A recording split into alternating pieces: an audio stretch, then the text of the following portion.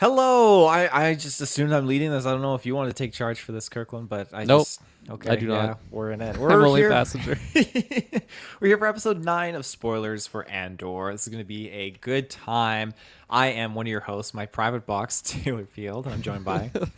I am the stalker, Kirklin Patzler. Have I led any of the Andor reviews so far? I feel like no. I don't know. You, I feel you like I can was take this one if you leading. want. I feel like I was leading maybe a House of the Dragon one, but I don't know. That's Yes, a great question. we were definitely doing the House of Dragon. And Travis swooped in like 5 episodes in and shanghaied the show. That was a weird like set of reviews because like like it just started you and me. It's like okay, this is gonna be fun. Like just or was Travis there for the first one? I can't remember. I Not got for the goldfish first like memory. 4. Okay, there you go. So it's like, oh, it's gonna be a nice, intimate, just 2-man review set, and that's what I signed up for. And then Travis just started. He just thinks he can walk in on any cast. Fuck, he might join this one halfway through. We'll see. It's like I'm taking my revenue for this episode. Yeah. Plugs, I guess. Yeah, plugs. Holy shit. Yeah, with your internet connection, find us in the search bar. GeekVerse.ca is our home base. GeekVerse our Twitter. GeekVerse on our Facebook. And I need you to do me a personal favor. Me and Kirkland a personal favor. You have to use your internet connection. Go to our Patreon because you can get ad-free early episodes available there.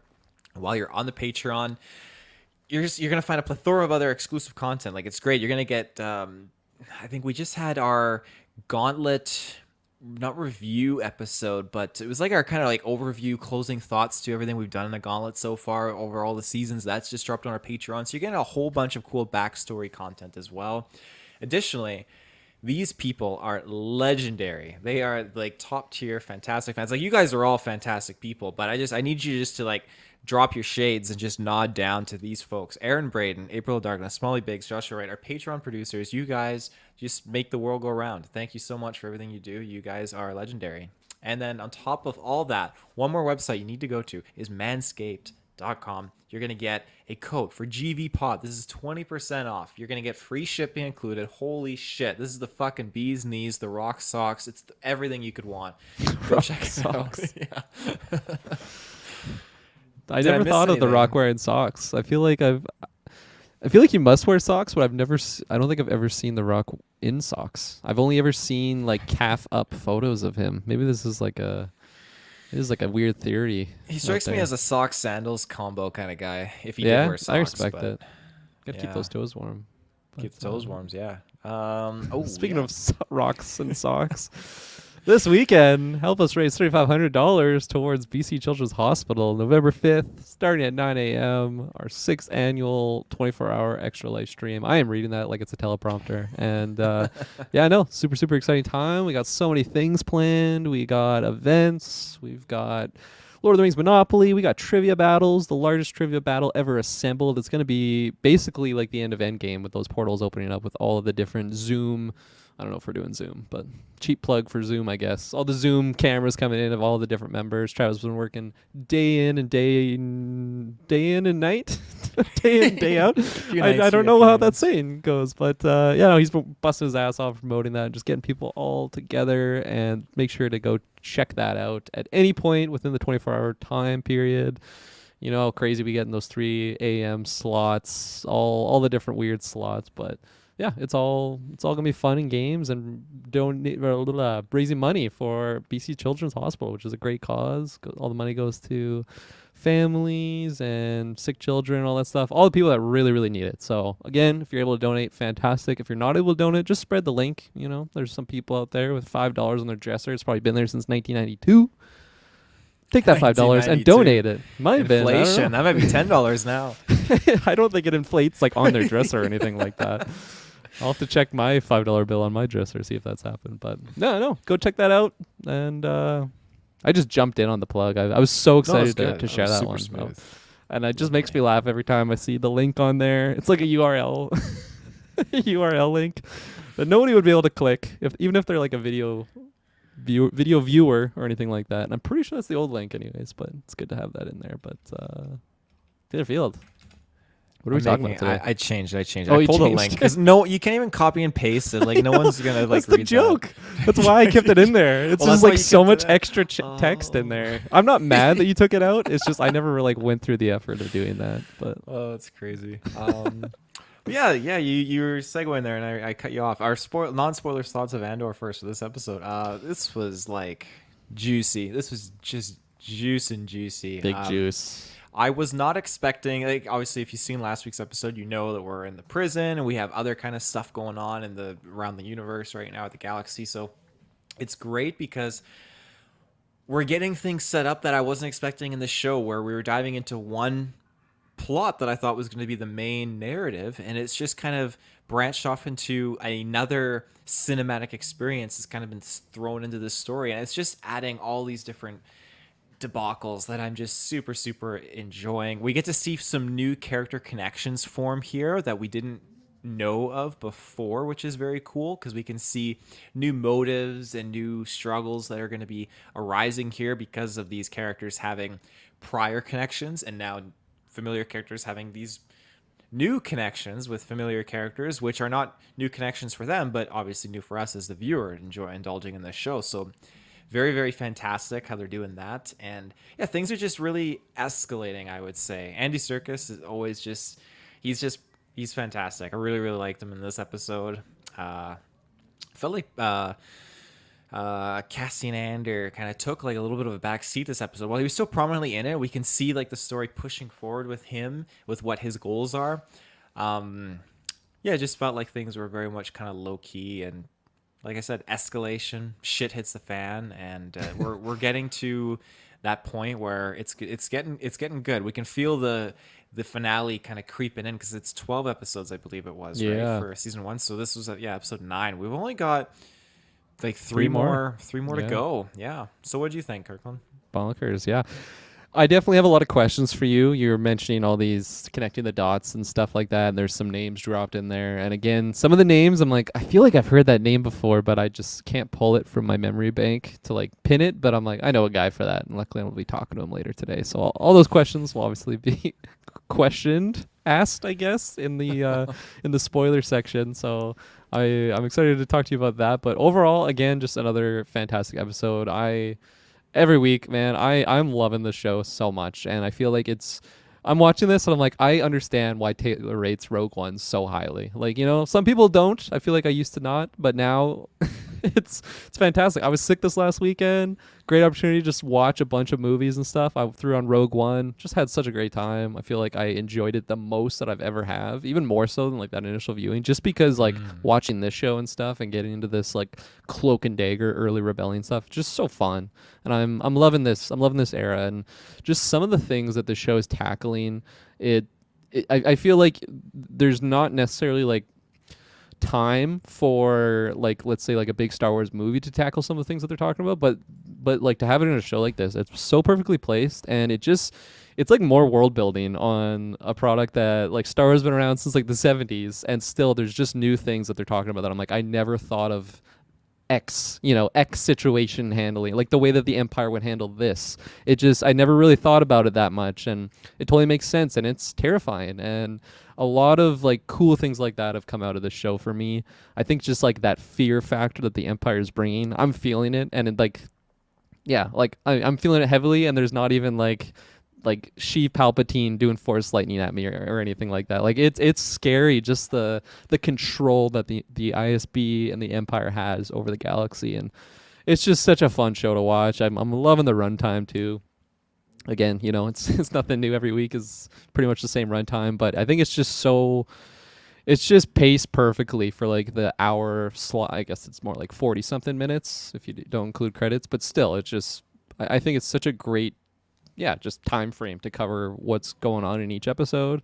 I think Andor has like a little bit more than last week. I feel like last week he definitely was on the back burner, on like low to simmer. He does a little bit more here. It's more so like, I'm not even gonna say that because it'll be a spoiler, so I'll save that till afterwards. But all the other like supporting cast members are fantastic. Andy Serkis, I think this episode, he was the bee's knees in this episode. I'm excited to talk about some things that happened there. And overall, though, I'm absolutely loving the show. I'm so glad that we have 3 episodes left, because I'm obviously just loving this content. But I think what you mentioned there, how like like the pressure cooker. It's like, you know, the Instant Pot when like the pressure gauge goes on, you know, it's pressurized. I feel like it's just about there. It's like sizzling and then it'll pop. And then like the last couple like climactic episodes will just have me going crazy. And I think this show will have a pretty spicy finale, even though, you know, it's not like a big, oh, Darth Vader's coming to battle Obi-Wan or something like that. I still think it has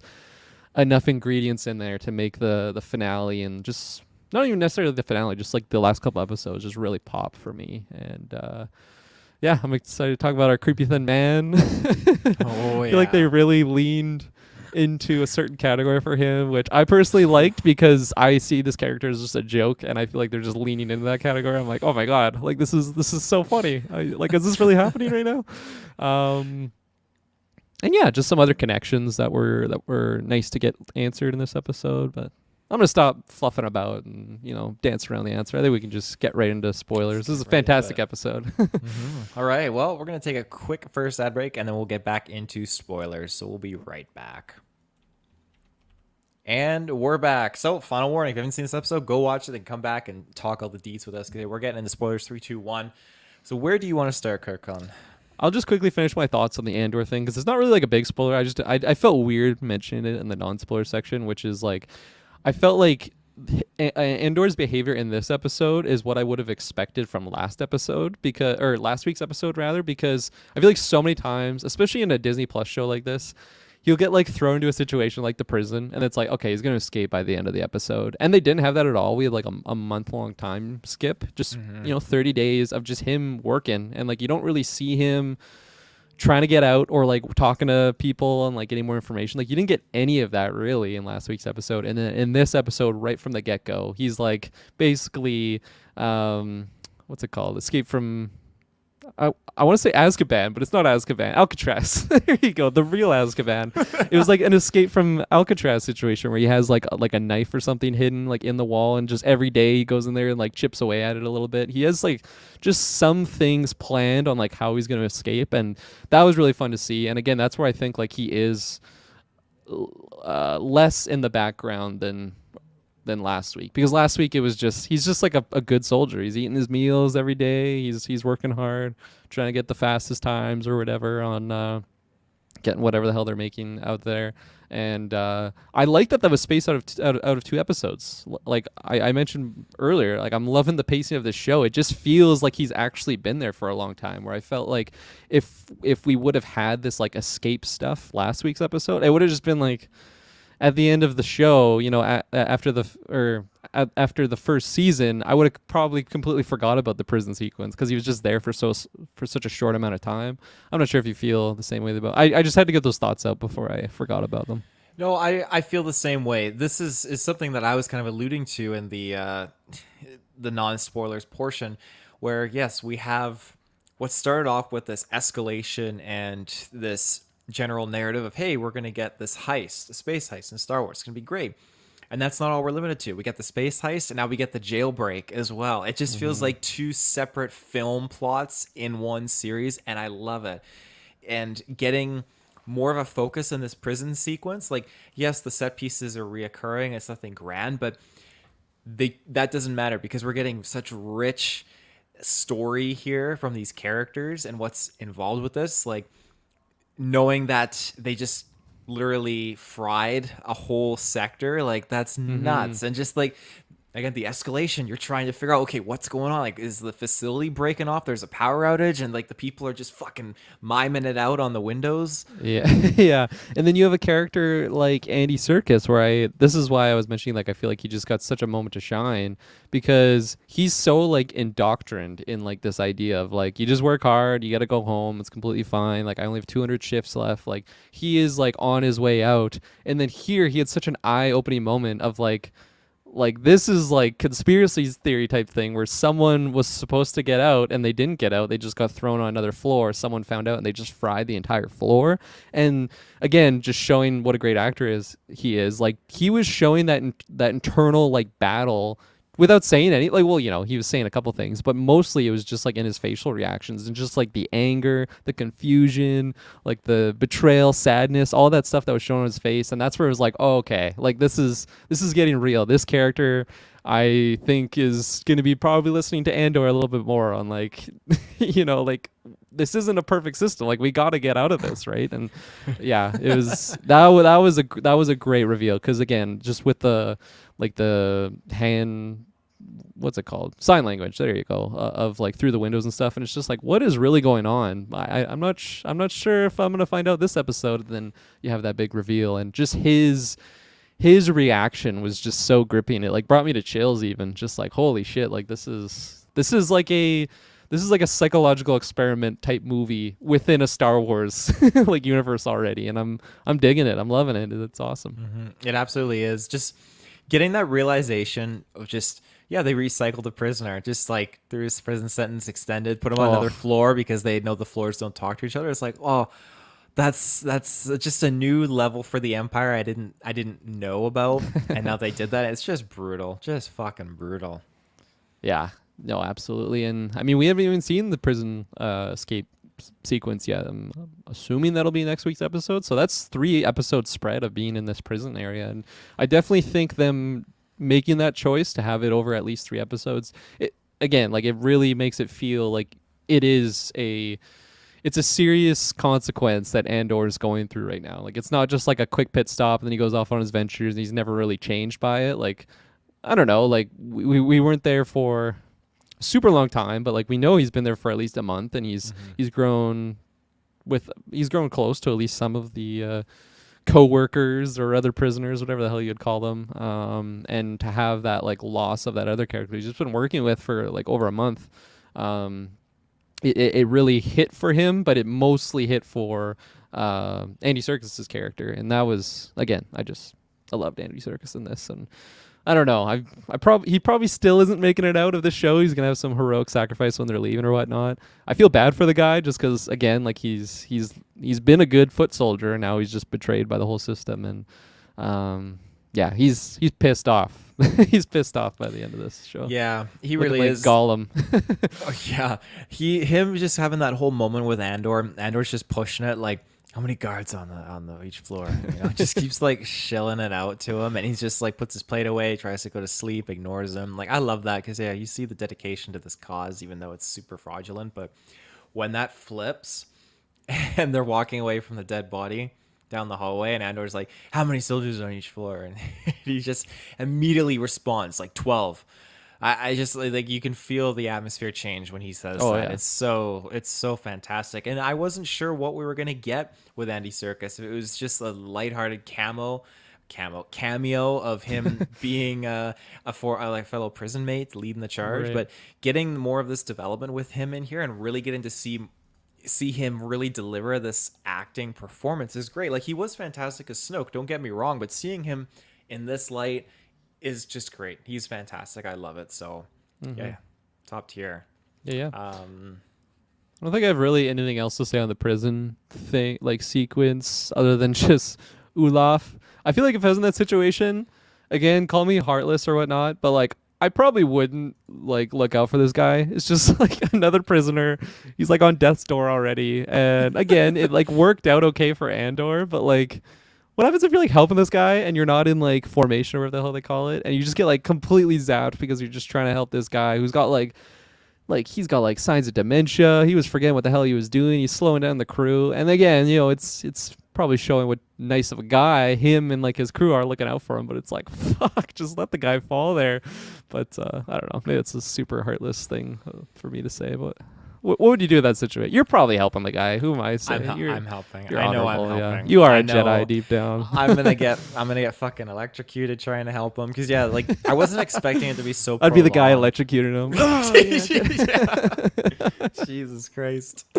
Yeah, he just really wasn't doing good though when he was stroking out, because he was there and he was standing up. He's like, oh, and then like they saved him and stopped him, and I thought it was done. But then again, it's like, oh, like he's just, and they covered up in front of him, so they hid him too. So yeah, and not good. fuck. Andy Serkis, I get it. He's like trying to get through the guy, just make it through. You got a couple more shifts. And he says that, and it's like, okay, he's probably got like 2, and then he's out of there. And then when he's talking to the medical officer, he's like, he's got 41 shifts left.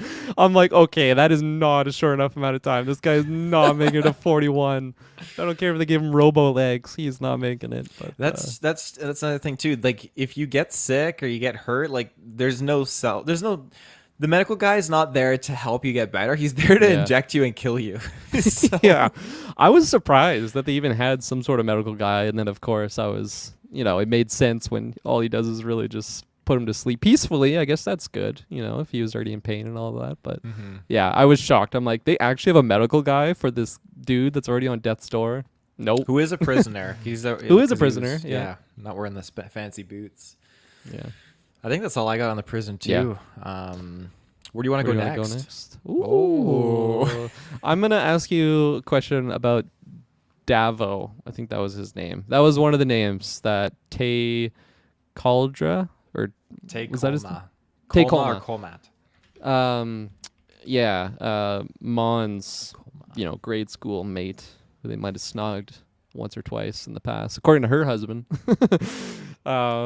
Is that a name that I should? I mean, I'm not gonna say I should know, but the Star Wars-ites, should they know? Like repeat the name for me.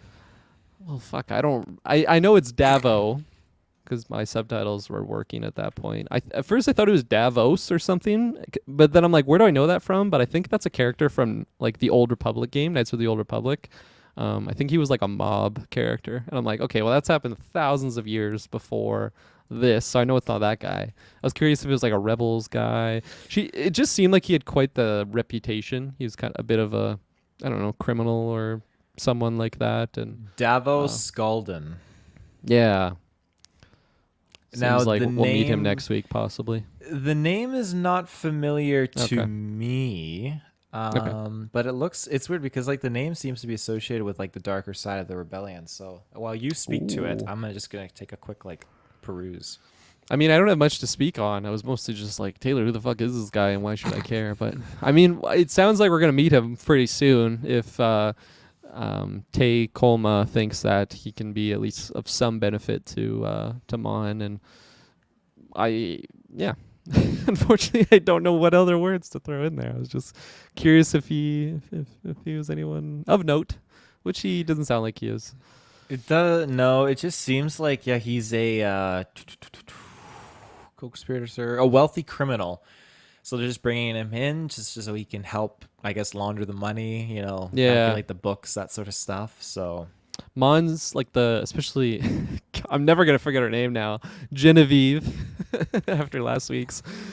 If you tune into that one, that was a fun one, trying to pronounce her name. But like that actress, just her reaction to like hearing that name, it's like, he's not a banker. Like, are you kidding me? And then Tay Colma explaining like the benefit and use that someone like that could be to, someone on her side of being someone with secrets and needs some money settled somehow. I don't know, that's just fun. I'm going through Breaking Bad right now, so obviously like the money laundering thing is fresh in my mind, and just a character like this set in Star Wars. I've always been interested about like the bankers in the Star Wars world. I think that's something that made Darth Plagueis like so interesting to me, because in that novel like you meet and like go through like just some of like the Mune bankers and like how they work, and it's something that's I don't know, it's fascinating when you think of like how money would work in a system like that. But anyways, I'm going on a tangent here, but I'm excited to see what this character brings to the table, both positive and negative for our character of Mon.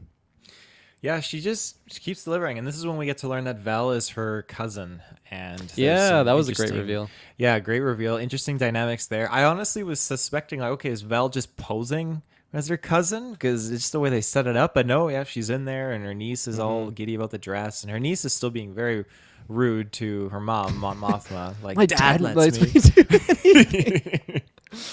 Oh, it's so funny. That's not what you want to hear your child say. No. Christ. And then another one was it's like, oh, mother's old boyfriend. It's like, did your father say that? And like, he clearly does not deny it at all. It's just like, well, that's what it is. This guy's fucking my wife.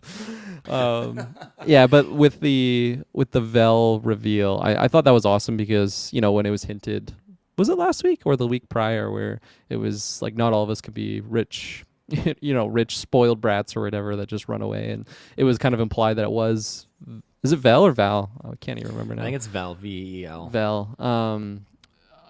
I was excited to see who she was related to. I had a thought that maybe she was related to one of the ISB people, and then when Mon, like her driver tells her that her cousin's waiting for her, part of me thought it was actually going to be Daedra, and I thought that was going to be a really interesting like dynamic of like Mon just like hiding her doings with Daedra. I'm glad it's not. I feel like this one, it just works better, especially knowing like where Mon lies like come like the time of the movies and stuff like that. I don't really know what Vel's fate is, or like a character like Daedra. I don't think she goes on to be a Death Star worker or something like that. Yeah. So again, it was fun like thinking about who the relations could be, and this one, it makes the most sense. Like these two people that are tied to the rebellion and stuff like that, they have blood ties already. So yeah, that was a really fun moment to see her in different garb and stuff, and the more Coruscant spoiled brat type look, well dressed. That was good to see.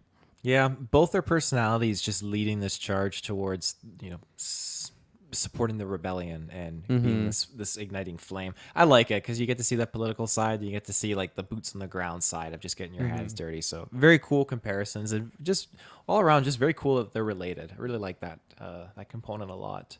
And I like too that dinner scene, how his daughter and the dad, the husband, were just being shitheads. They were just shitting on Mon Mothma, and Mon Mothma was trying to defend herself, which she can. She's a great politician, but then Val was just dishing them out to dry, and just Mothma was just smiling like, yeah. And it was good too, because the husband even made like an insinuation like, oh, you got to find a husband, right? And then like that's where you had like she was basically just on her iPad, like not listening to anything her fucking family's saying. She doesn't give a shit about these two people. But then like she saw, like, I don't know, maybe Vel's reaction, and then and it happened like anytime Vel was kind of like defending Mon as well, like she would just kind of like smirk and like appreciated that someone at the dinner table was actually like fighting for her. So that was a good moment. But it, like getting back to the comment that he made about like finding a husband, it ties back to like what we were speculating last week or the week prior, that like her and that other character had a relationship. So to say that she's gay or whatnot, and that the like still in like a Star Wars world, there's like these preconceived notions, maybe that's the best way to say it, of like it's got to be this way, especially in like the Coruscant life. Like you can just totally say how or see those parallels, I think, to like modern day of like someone who's like a politician, for example. It's changing now, fortunately, but like it's very, especially in like maybe a more right-wing traditional sense, it's like you got to have a wife and a husband and like a family, and like that's the way it has to be, a cookie cutter set. I like that they're like, even in the Star Wars Coruscant realm, there are these struggles that people that would have of having different sexualities and whatnot. So I like the way that was handled in that situation, because I feel like most of the time in a show like that, especially Star Wars, where if you have a character that might be gay or whatnot, it's just like they don't ever comment on it. And like, that's cool that everyone's okay with it. But like, especially in a setting like this, I think it fits so well that Mon's husband would have just, because he's just been a prick this entire show. He's just like, well, you got to find a husband, and like nobody's going to want you at your age or whatnot. And like just these really old, just, backwards thinking ideals. I don't know. I think just in the moment, I really appreciated the way that it was tackled, if you're getting anything that I'm putting down there. Yeah, definitely. Yeah. Well, where do you want to move on to next? Do you have anything else you want to touch upon with the Mothmas? We got another Senate scene. I always love that room. I love too how like fucking chaotic that room is. I never really thought about how chaotic it could be, but this episode really just showcased what it actually would be. Is like someone's talking and we're just like, boo for the Empire. Like, you can hear them shouting. All different like ideologies, just like shouting, and like in this room, it's like, how the fuck do you get any point across? You don't even know who's talking, like who's heckling you, and like this just amphitheater of, I'm assuming 100. I don't he's think the he one was. Up there. He's up at the top. Yeah, she. Woo! Long live the Emperor. And then, I mean, this might be a question that you can answer. Is like when they're turning off their lights, does that mean that they just like are checking out, or does it mean like they don't have the vote or something? They're checking out hard. Okay. Yeah. I wasn't sure if it was like a voting system or something. Like if your light's on, you say yay or nay. No, the voting, they would make it more prominently known if it was a vote. But yeah, that's check out hard. That's why she kept getting so disheartened, because the lights were just turning off so fast.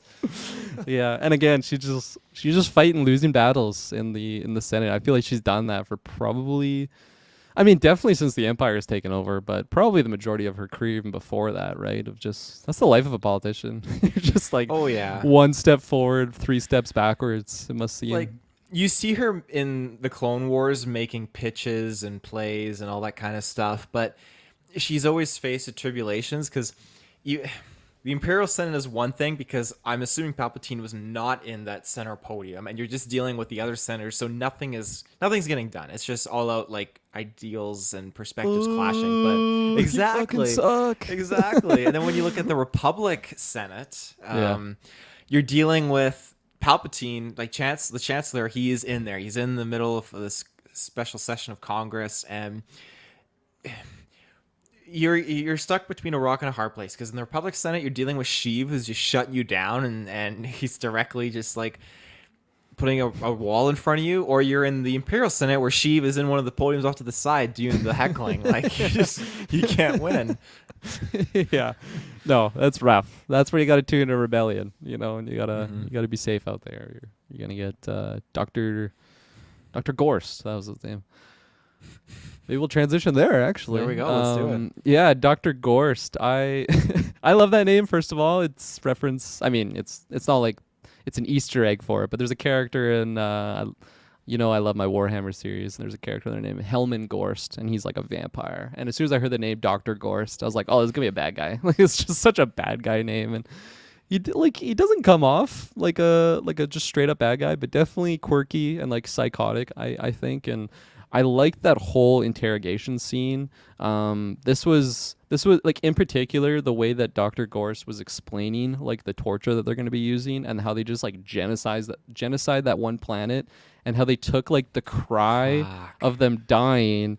And like, this is super dark. Like, I feel like this is some of the darkest Star Wars stuff that they've had. And like, this is what I was saying. Like, I feel like you don't, like, maybe you could fit that into a movie, but like, at the end of the day, it's a Disney Star Wars movie for all family members. And I'm not saying that this show is like R-rated or anything like that, but I feel like it's so much easier to put like a concept like that in a show like this versus like the big screen where it's like, it's got to hit $1 billion.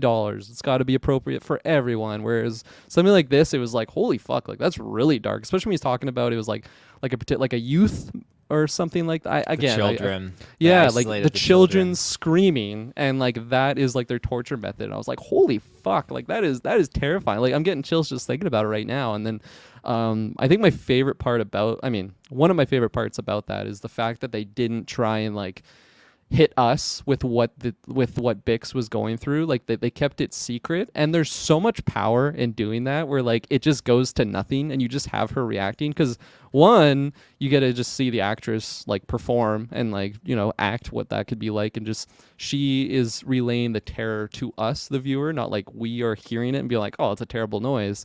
So that's scary, but also just the unknown of what it is so much scarier than like any type of like noise that they would have pitched on there. They could have had like Bigfoot sounds, and that would have been scary.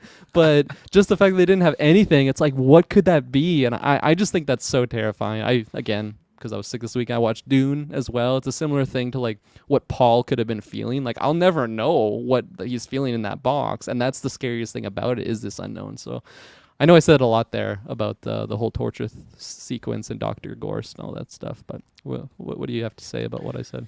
You could have, instead of like the kids talking, it could have been just Sheev heckling in the audio. Yeah. Like, boo! You're never gonna get out. Yeah. We fucking got you. She's like screaming. But yeah, torture scenes in Star Wars are always fantastic. This one in particular, the way they filmed it was very spot on reminiscent of A New Hope, when they were torturing Leia. Just the door closed down, the shot angles down at the Imperial Guard's feet as he's walking away, like scene for scene. So great stuff there. And yeah, you basically hit the nail on the head with how they leave it up to our own interpretation to just kind of be afraid of this torture scene. And yeah, let the actress just dish it out and deliver that painful expression and how she's acting. So the thing with all these different forms of torture in Star Wars, we don't really get much to explore when it comes to the interrogation droids, but we do see a lot of torture through the Force and how the Jedi have done it in the Clone Wars, where they try to they use the Force together and break people's minds and get in there to get information, and it's Jedi? questionable. The The Jedi Jedi did it. torturing people? What? I believe it was. I cannot remember who they were doing it to. Oh, Cad Bane. They did it to Cad Bane. They were looking for a Jedi holocron that Cad Bane stole because he broke into the Jedi Temple. And Fuck, I think I've seen this episode, actually. It was I remember that Windu, happening. Mace Windu, Anakin, and I think Obi-Wan, and they were all three of them using the Force and broke his mind to make him tell where the Jedi, where he hid it. It was so cool because he's like, get out of my head. He's freaking out and shit. So in a more live action sense, we have Kylo Ren in Force Awakens doing the torture scene to Poe Dameron, and that was fantastic because you just hear no music, but you hear the power of just like the Force going in, and it's just the actor just delivering it like being tortured. So they really express it good, and this in Andor episode 9 was just incredible because she was just, you didn't have to hear the screams, just putting on like these headphones like I got now that I'm wearing, and yeah, just the turtle beaches were just excruciatingly painful for her. So on the note of the Doctor, it pulled me up for a brief moment when she introduced him and he turned and he was like he smiled and did like a little friendly wave. Like, that's looks really like my weird. IT guy or something at work. Yeah, very, very peculiar. I was expecting a doctor kind of like Dr. I think Parshand from The Mandalorian, the Kaminoan doctor, but it's fine. It like that scene, like you said, it totally revokes that once we get to the moment where he starts talking about how they isolated the children in this genocidal attack, screaming. And it's just, man, the Empire is fucked. They are so fucking evil. Shit. 100%. And like, again, just in that quick that quick scene and him like telling that story, that's so much scarier than seeing like a group of stormtroopers just like mow down some rebels or something like that. Just the fact that like they literally just genocide this entire planet and like whole, like they probably just what's it called? But that whole species extinct, right? Of just like they just completely murder them, and then they turn their murder cries into torture for other species. Like that is evil. That is evil right out of Sheev's handbook.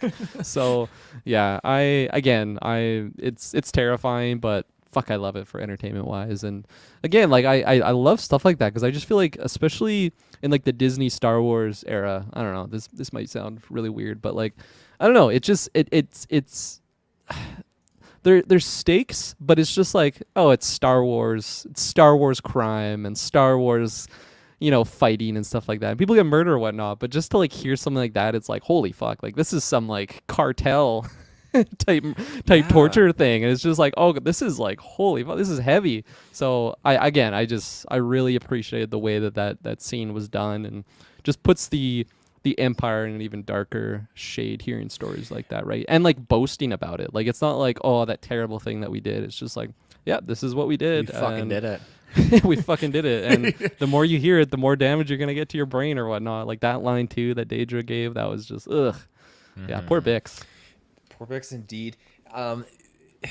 With the Empire, we've seen only in specific lights where we have the Imperial fleet, all the Star Destroyers, thousands of TIE fighters, and the Death Star. Then we have our iconic characters, our Sidious, Darth Vader, our main Imperial officers like our Thrawn, our Tarkin, our Moff Gideon, mustache guy. Mustache guy. We have Krennic in Rogue One, and these are like our main iconic characters. Then we have other Imperials that are in cool suits and armor and that sort of stuff. But that's all we really get to really sell this evilness. And now they're not relying in Andor on Daedra as being the main head honcho for evil in this. But what we're seeing are so many different components of the Empire. The torture device, and we're seeing the fear behind it. One TIE fighter, for crying out loud, flying over like Ferrix, the mountains. And we can just feel like, holy smokes, that feels... You can feel the weight behind it, the fear and the tension. And that's what I love, because we never had that with the Empire before, and now we're getting it.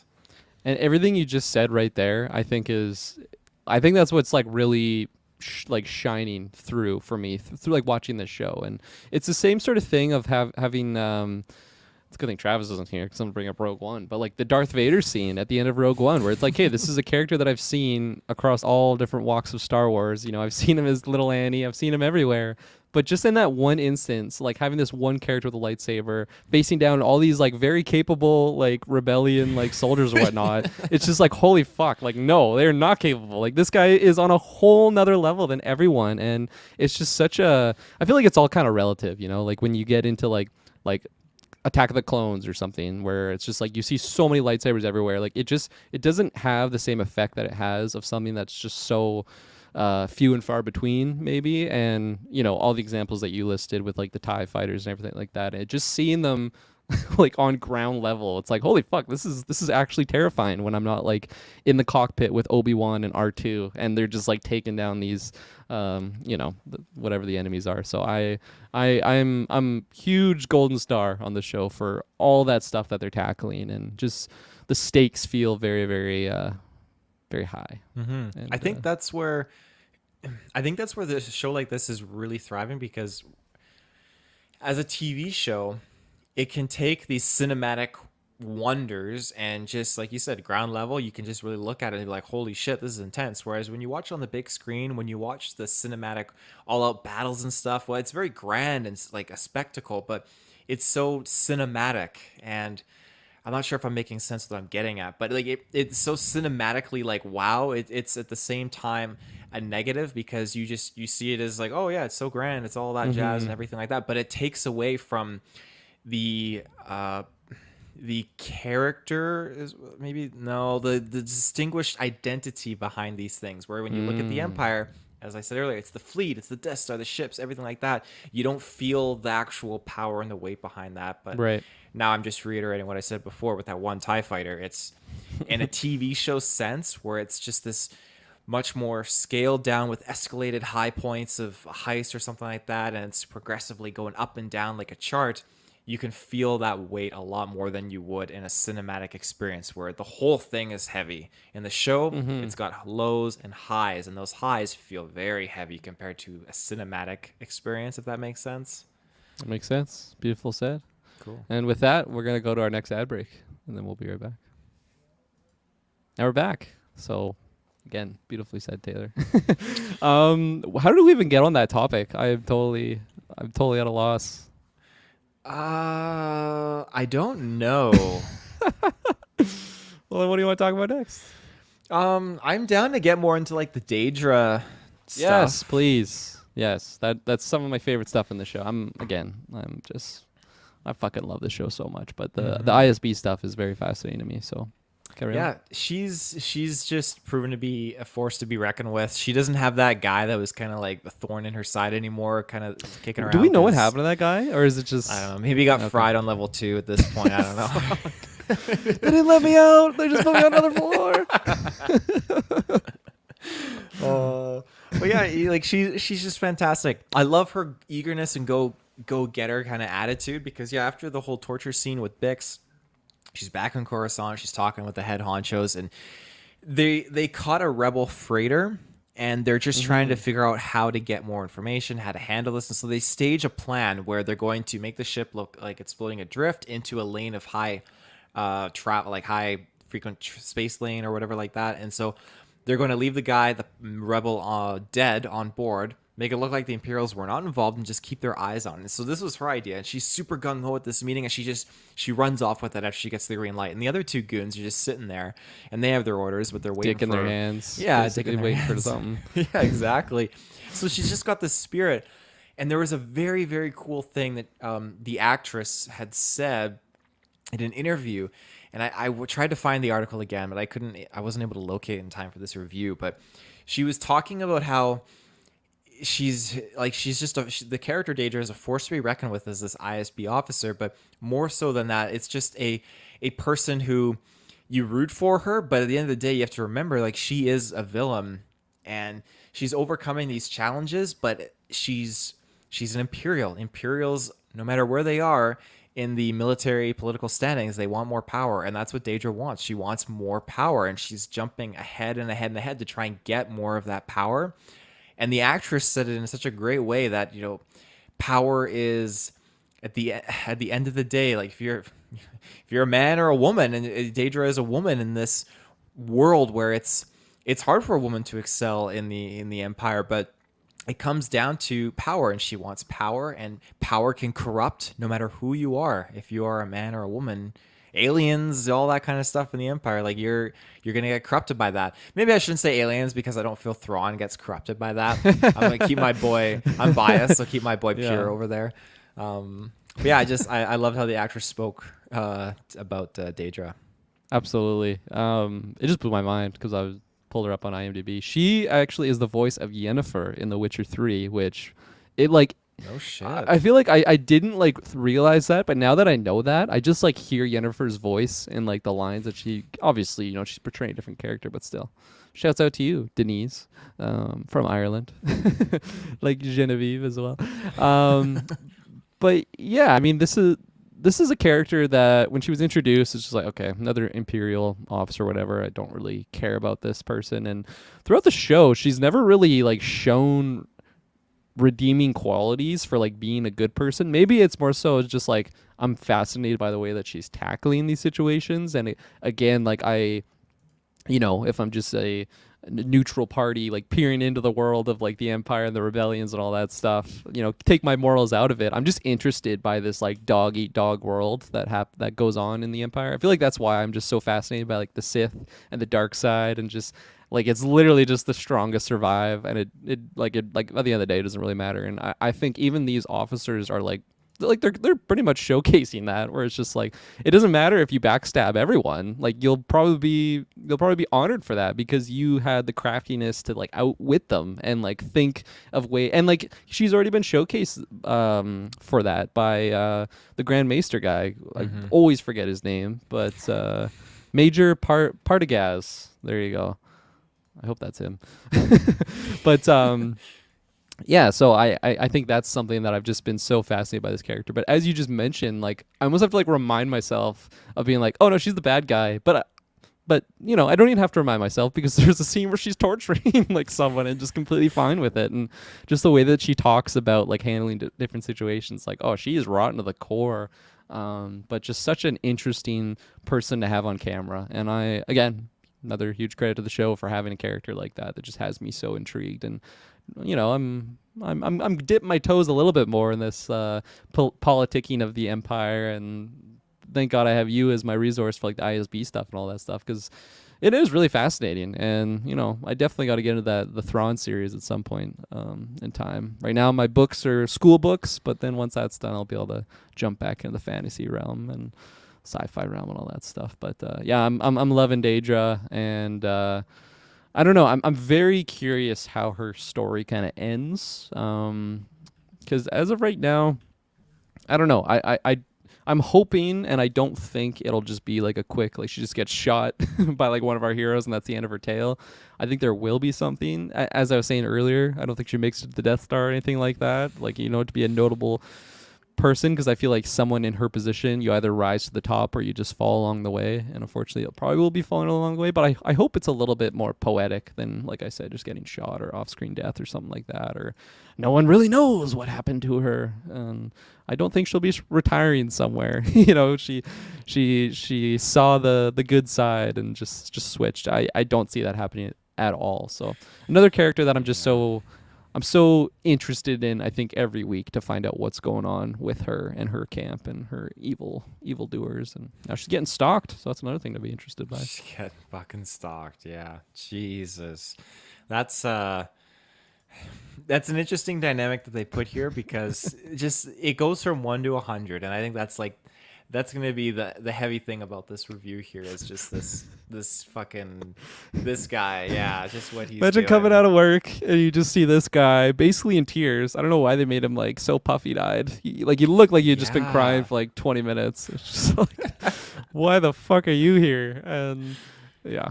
Anyway, yeah, because he's like freaking out, but yeah, we learn, okay, he just wanted to thank her. That's great. And then we learn, oh, he's coming here not just once, but many times, just to watch. Like, yeah, I know you work here.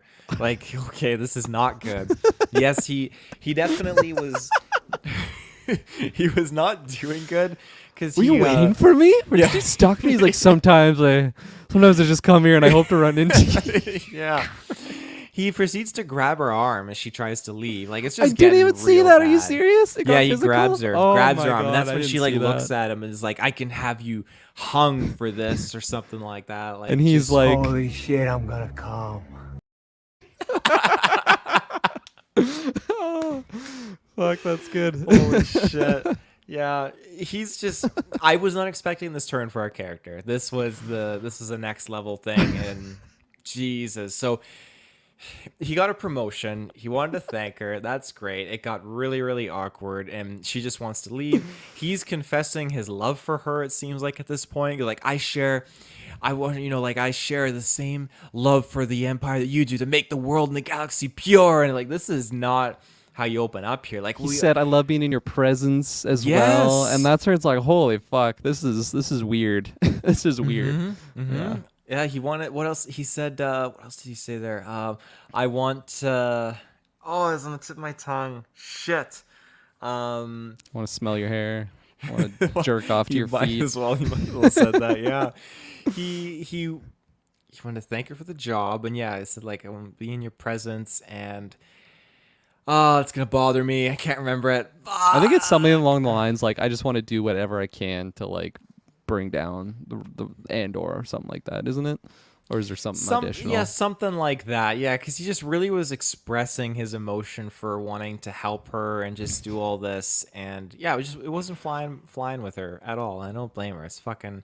It wasn't flying with us either. The viewers, no, we weren't even in that awkward situation. That's something that like I see that happening, and like, for it's like, this is the fucking ISB. Like, why didn't she just execute him like right then and there? I think the reason being is that she probably sees some value in him because he is so like loyal to the cause. Maybe she's like extremely creeped out, but it's like, okay, well, I just gotta have him like on a leash, 6 feet away from me.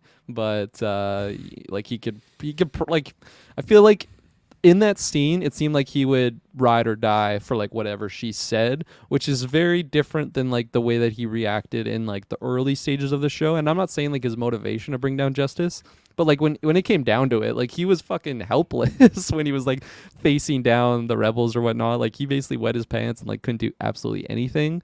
Whereas I feel like maybe now, he's probably not strong or like capable of a fight or anything like that. But I think he would just go at it, like just die for it, because he's just like, he has nothing.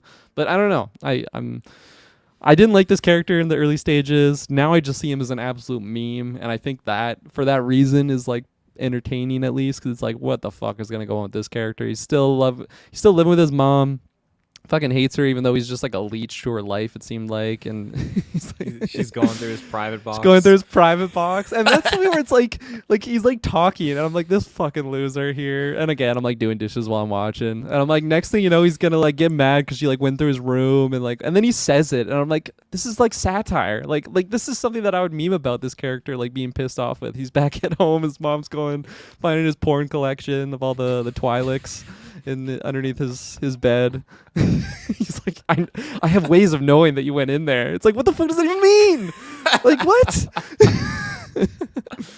Yeah, again, not a character I like at all. Very interesting twist, which I think for me, it's like, it's probably better that this happened, where he's not just like a boring character. And he is he is a boring character, but he's I don't know. I don't even know. I don't know what to pin on him, and I don't know what's gonna happen next with this character. I'm wondering, what was on the tapes? What was in the box? The tapes was in the box. Here, look at my drawings. I'm wondering if it's like Andor, all like bloody, like fucking Ethan's drawings. She's like, get away from me! Holy crap! That'd be a turn off. Yeah, I do wonder what's in the box.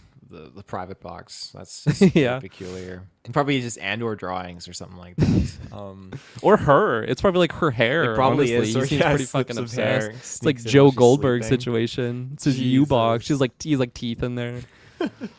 I could see a storyline arising where it's she warms up to him to the degree like, you know what? Okay, I'm gonna give you another promotion. I got the best gig. We're gonna set you up in the Death Star, and you're stationed there, and He's gonna be that controller with no handrail. He's gonna be in like that joke with like the two people operating the cannon and there's just like no like handrail behind them. Yeah, they make a joke about it in Blue Harvest. That was a weird pull I was reaching there, but I'm glad you caught it. I respect that. Yeah, just weird character at this point. Like, I think it's kind of entertaining because we've never seen something like this, a quirkiness like this in Star Wars before. But that's true. I mean this with all due respect, but there are people out there that they're passionate about their job, and then I'm hope God forbid they actually let people die. I'm hoping that's not the case. Hopefully it's like a different job altogether, and not for a fascist regime or anything like that. But they had to leave their post and they have to go back in with their parents, and it's hard, and they get depressed. And I think that this character is doing a good job at tackling depression to a degree. When this guy, who knows what he was gonna resort to, as he confided in Daedra. He had no hope left, no prospects, like nothing going for him. And it didn't sound good. And so Daedra gave him that second chance, got him back up on his feet. But now he's clearly got to just, he got the second chance. He's just got to like take it easy, put the brakes a little bit in there. Because yeah, if you're escalating it up to the point where you're waiting outside of this lady's work all the time, that's not healthy. So yeah, I think you do a good job at like justifying like the character and like pointing out kind of like that depression that he is handling, because like really like if and like the way that he was portrayed in the early stages of the show is like he only knows the job and like that is his whole life existence. Like he grew up to be like this type of character, and when it's taken away, like he has absolutely nothing. And like good shout out by you for like making that connection there. And I definitely can't deny that at all. So like oh my gosh, sorry, I thought I was gonna sneeze there. Oh, remnants of being sick. It's like just something is like there. But anyways, let's see if I can keep going. Yeah, where he was just saying like I had nothing, and he's just like confiding into Daedra there of just like, you gave me a whole new purpose. Definitely was coming up extremely creepy, and like probably could have dialed back a little bit, and like maybe that interaction didn't have to be so weird for Daedra's camp at least. But yeah, he's not good at talking to women, I don't think. And I don't know. No, she's my queen. That's essentially his his thought process. I remember what I was gonna say before. He was when he was talking with her, he's like, I just wanted to pick up from our last conversation. She's like, that wasn't a conversation, that was a month ago. Interrogation. He's like shits all over him. Like actually, and like rightfully so. Like good on her for just completely shouting out this super creepy guy that's just approaching her there. But yeah. Anything else on Creepy Thin Man?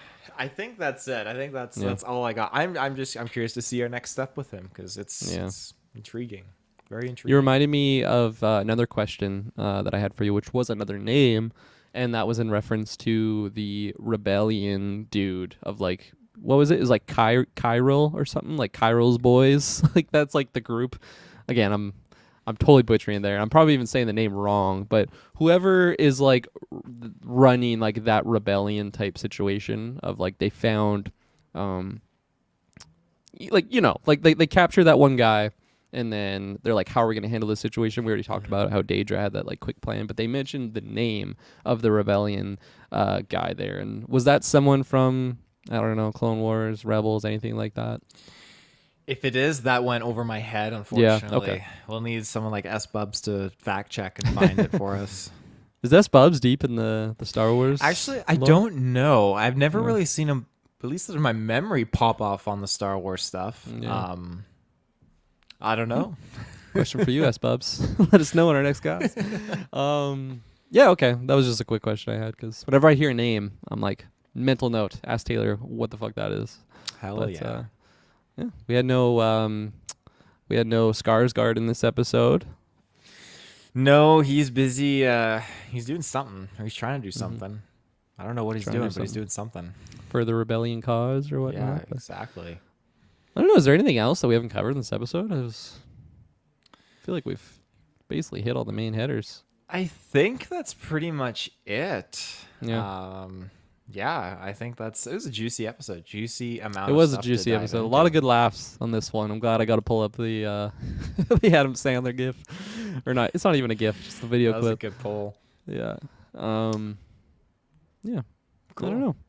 I feel like I had more things to unpack, but it was just the things that we've already unpacked were like the big juicy headers, to tackle. And going to episode 10, the breakout. It seems like the whole prison break is going to be pretty much going forward. Hopefully Andy Serkis is on board. I mean, seems like he's on board now. And there was that other character too that Andor was relaying with that we didn't see last week, right? Right. The other worker. Yes. He's another worker. Yeah, not Melshi, which is interesting. But yeah, this other worker seems very, very in on it, informed, and it seems like this is an ongoing thing with many people. I would say because they've been watching the plan of how to escape, where like the elevator's not electrified, and they're trying to see if they can like halt it halfway, and then the bathroom plate it's not well hidden. It's obvious that someone smashed the shit out of this thing. He didn't even put it back properly. I think it was like slightly open. It's like, fuck, I get it. Like stressful times. So make sure that's on there pretty good. Come on, Andor. Definitely. Cool. Yeah. Take us Okay. away. Yeah, that's it, ladies and gentlemen. Thank you for tuning in to this exact like hour and probably like a minute here episode of spoilers review, episode 9 of Andor. We'll be back next week. It's gonna be good. It's gonna be fantastic. But until then, you can tune in tomorrow with our next newscast with the whole crew, live action. We're all gonna be joining in person. It's gonna be fantastic. In anticipation for our charity stream this weekend. But yeah, until then, we'll see you in the search bar. Bye.